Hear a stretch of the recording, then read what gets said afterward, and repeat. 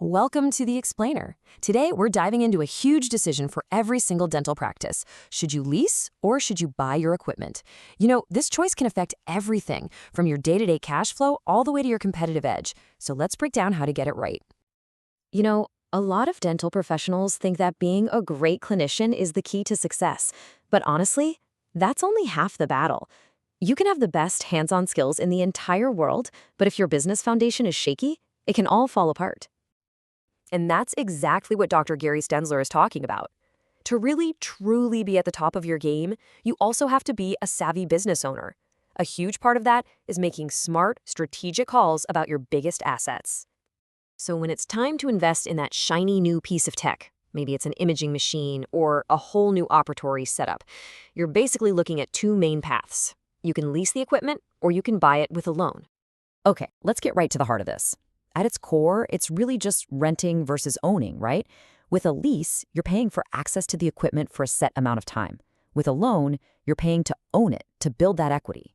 So let's look at the two main ways this actually plays out. First up, we've got the operating lease. Think of this as your flexibility option. Because you're not paying for the full value of the equipment, your monthly payments are usually lower, which is a huge win for your cash flow. And the best part? At the end of the term, you're not stuck with outdated tech. Now, on the other side of the coin, you have the loan. The whole goal here is ownership. Every single payment you make is building your equity in that piece of equipment. Yeah, the payments are higher, but at the end of the term, that asset is 100% yours. You can keep using it, sell it, whatever you want. Okay, this next part is so important. This is probably the biggest trap that dental professionals fall into. We assume that the financing option with the lowest interest rate is automatically the cheapest deal. But that simple assumption can have a massive impact on your bottom line. And this quote from the experts at Media Capital just hits the nail on the head. See, comparing a loan interest rate to a lease rate, it's like comparing apples and oranges. Why? Because they're applied and, more importantly, taxed in completely different ways. Okay, theory is one thing, but let's actually run the numbers so you can see what I mean. We're going to use a case study comparing a low-rate loan to a higher-rate lease for the exact same piece of equipment over 5 years. Let's see what the math really tells us. All right, let's break this down. At first glance, you'd think the loan is the obvious winner, right? It's got a lower interest rate, a smaller monthly payment, but here's the twist. Look at that last line.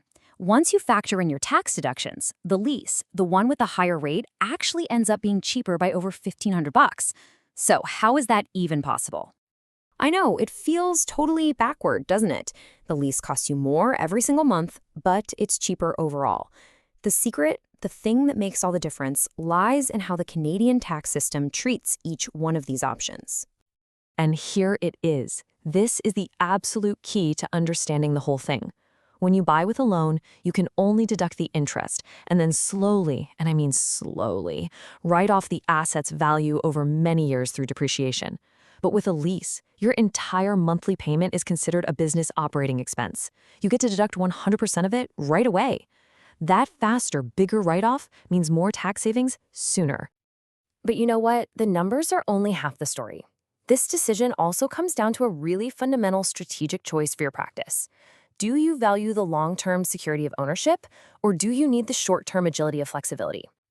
And this is a huge concern, especially in a field like dentistry, where technology moves at lightning speed. What's state-of-the-art today can feel like a total relic tomorrow, and being stuck with obsolete equipment isn't just an inconvenience, it's a major business risk. This right here is where leasing is an absolute game changer. It's basically your built-in protection against your gear becoming a dinosaur. When the lease is up, you just trade up to the latest and greatest model. It keeps your practice modern, competitive, and you don't have the headache of trying to sell old, depreciated equipment. Buying, though, is a whole different ballgame. When you buy, you take on all the responsibilities and all the risks. Loans almost always require a significant down payment, which ties up your cash, and you might even have to put up other assets as collateral. Whereas with a lease, usually the only security they need is the equipment itself. So we've covered a lot. The numbers, the flexibility, the risks. So how in the world do you actually make the right call for your practice? Well, it's not about finding a simple lease is better answer. It's about taking a systematic approach. So instead of a simple yes or no, let's walk through a strategic checklist. First up, step 1, cash flow. Can you really afford a large down payment right now, or is it better to keep that capital in your business for other things? Leasing is great for that. Step 2. Lifespan. Think about the tech itself. Is it something that changes fast, like a digital scanner? Leasing is probably the smarter move. Or is it a durable workhorse, like a dental chair? Buying might make more sense there. Step 3 is maintenance. Do you want to handle all the repairs yourself, or is it better to have a service plan bundled in? And finally, step 4, and this one is the most important, consult your team. Run the specific numbers with your accountant so you can see which option gives the absolute best tax advantage for your practice. At the end of the day, it's just like the experts at Endeavor Wealth Management say, there is absolutely no one-size-fits-all answer. The right choice depends completely on your specific situation, your cash flow, your plans for growth, and how long you expect the equipment to last. So ultimately, this isn't about finding some magic best option. It's about finding the best option for you. And that's the real takeaway. So the question I'll leave you with is this. Is your equipment financing strategy just a way to pay for things? Or is it a powerful tool that you're actively using to build a more flexible, a more modern, and a more profitable practice for the future?